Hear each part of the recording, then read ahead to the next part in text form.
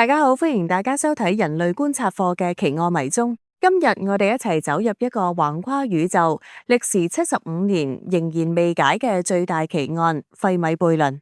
1950年夏天，美國新墨西哥州洛斯阿拉莫斯國家實驗室一班頂尖科學家，包括恩里科費米、愛德華泰勒同克伯特約克，正坐埋一齊食午飯。話題由飛碟轉到宇宙規模。費米突然拋出一句：佢哋喺邊度？呢一句簡單到極嘅問題，瞬間變成人類史上最震撼嘅哲學同科學挑戰。宇宙已經存在138億年，銀河系有超過1000億粒行星。根據德雷克方程式估計，單銀河系就應該有成千上萬個先進文明。但係點解我哋完全聽唔到任何無線電信號，睇唔到任何星艦蹤影，揾唔到任何殖民痕跡？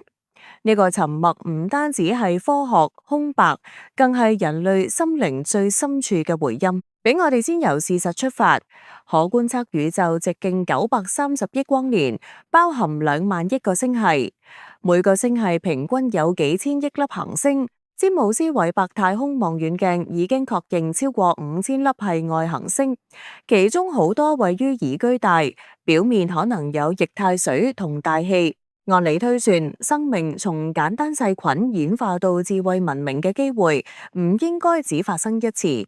但自從1974年阿雷西博天文台向母先座 M13星團發射咗第一個人類訊息之後， SETI 計劃用咗超過50年時間掃描天空，仍然一無所獲。呢一種大寂靜唔係技術問題咁簡單，而係迫使我哋重新審視自己喺宇宙嘅位置。人類心理上天生厭惡孤獨，我哋從石器時代就圍住螢火講故事，害怕黑暗中嘅未知。當宇宙回應我哋嘅呼喚只係一片死寂，好多人會本能地投射自己嘅恐懼同慾望。有人覺得呢個沉默係安慰，因為證明我哋獨一無二。有人卻感到毛骨悚然，擔心自己只係宇宙中一粒微不足道嘅塵埃。呢一種矛盾心態，正正係費米悖論帶俾我哋最深刻嘅觀察。人類一方面渴望同更高智慧接觸，另一方面又用盡方法解釋點解冇接觸，背後隱藏住對未知嘅本能防衛。其中一個最受歡迎嘅解釋係稀有地球假說。地球唔單止有適合生命嘅距離同溫度，更有巨大月球穩定地軸傾角，避免極端氣候擺動。木星同土星像保鏢咁吸走大部分小行星同彗星。板塊構造不斷更新地殼，維持碳循環，甚至連太陽系喺銀河系嘅位置都剛剛好，避免超新星爆炸同密集輻射。呢啲條件疊加嘅機率低到離譜。科學家估計，智慧生命出現嘅機會可能低過萬億分之一。從心理角度睇，呢一個假說俾咗人類一種奇妙嘅慰藉。我哋唔係平凡，而係宇宙嘅幸運兒，但係同時又帶嚟另一種孤獨。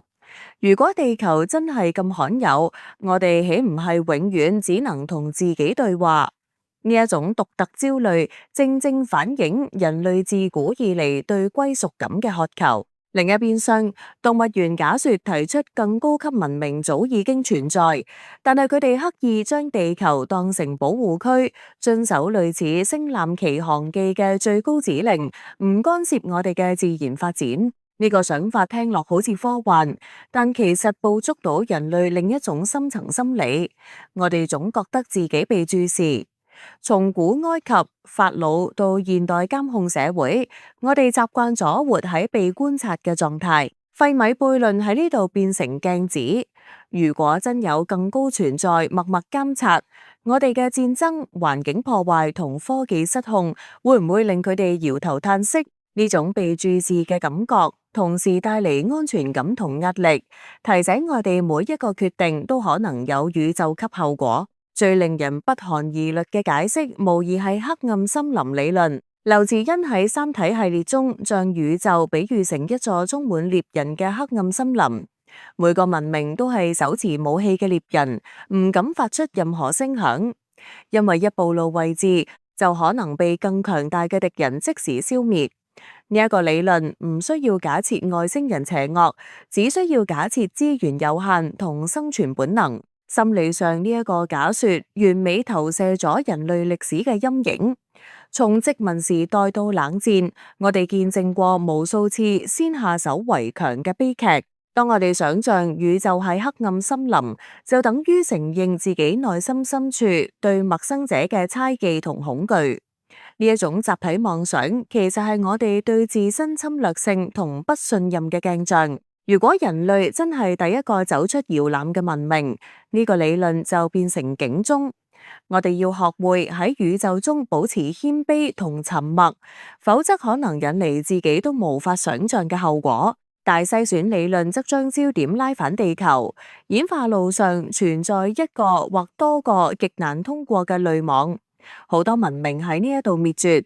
可能係從單細胞到多細胞嘅躍進，從海洋到陸地嘅過渡，智慧同工具使用嘅同時出現，甚至核能同人工智能嘅出現。最新研究顯示，人類目前正處於一個高風險窗口，我哋擁有毀滅星球嘅能力，但係治理同倫理體系仍然追唔上科技爆炸。中國學者胡嘉琪將呢一個現象形容為技術指數增長同社會線性進步之間嘅剪刀差。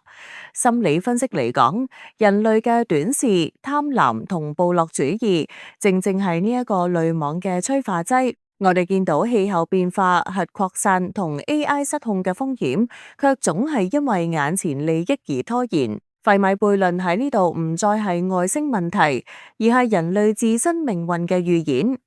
如果我哋過唔到自己設嘅濾網，宇宙就永遠只會聽到我哋短暫嘅喧鬧，然後再次歸於寂靜。2025年 NASA 天體物理學家羅賓科貝特提出嘅徹底平凡理論，帶嚟咗完全唔同嘅視覺。佢認為外星文明嘅科技可能只比我哋先進少少，好似擁有 iPhone 42，而唔係神級超光速旅行。經過一段探索期之後，佢哋會感到無聊，資源成本太高，回報太慢，最終選擇停低，隱居喺自己星系。呢一個理論聽落好平實，卻戳中人類另一種心理弱點。我哋總愛將外星人浪漫化成神明，卻忽略咗先進文明都可能有疲倦、厭倦同現實考量。科貝特嘅觀點提醒我哋，宇宙唔一定充滿戲劇性衝突，可能只係一堆平凡存在，各自過日子。同年另一項貝葉斯統計研究更直接。根據目前數據，宇宙只有我哋一個智慧文明嘅機率高達70%。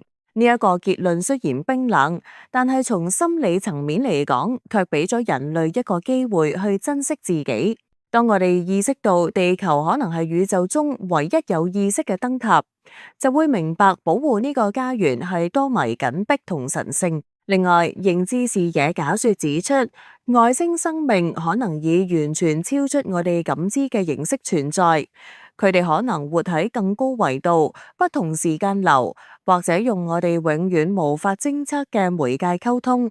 呢個想法挑戰咗人類中心主義，我哋總以為自己嘅感官同科技係宇宙標準，卻從未考慮過自己可能係下子喺盲人國度。呢一種謙卑，正正係費米悖論帶俾我哋最寶貴嘅禮物。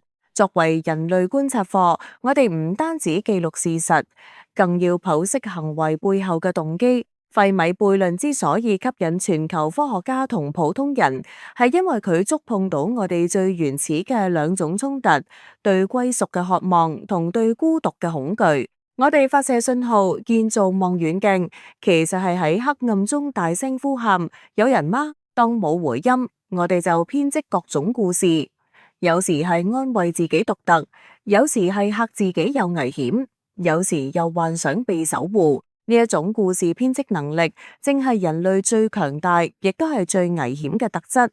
佢令我哋從洞穴走到月球，但係同時亦可能令我哋因為猜忌同短視而毀滅自己。回顧歷史，費米本人其實對星際旅行持懷疑態度，但係佢嘅問題激發咗3代科學家，米高哈特1975年正式將悖論寫成論文，引發國際討論。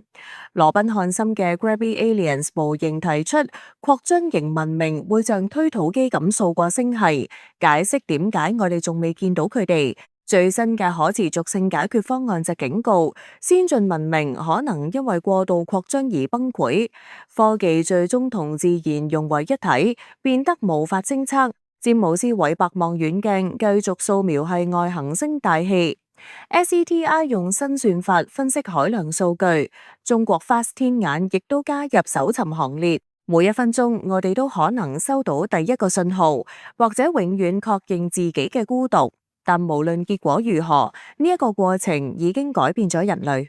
從呢一宗宇宙奇案，我哋學到最重要嘅一點：人類唔應該將希望寄託喺外星救世主身上，而係要自己成為更好嘅文明，團結對抗共同威脅，謙卑面對未知，珍惜地球呢個目前已知唯一嘅生命綠洲。人類觀察課讓大家更加了解人類。人類觀察課為你帶嚟唔同嘅人類故事，分析人類種種嘅不同心理面貌，觀察人類不為人知嘅陰暗面。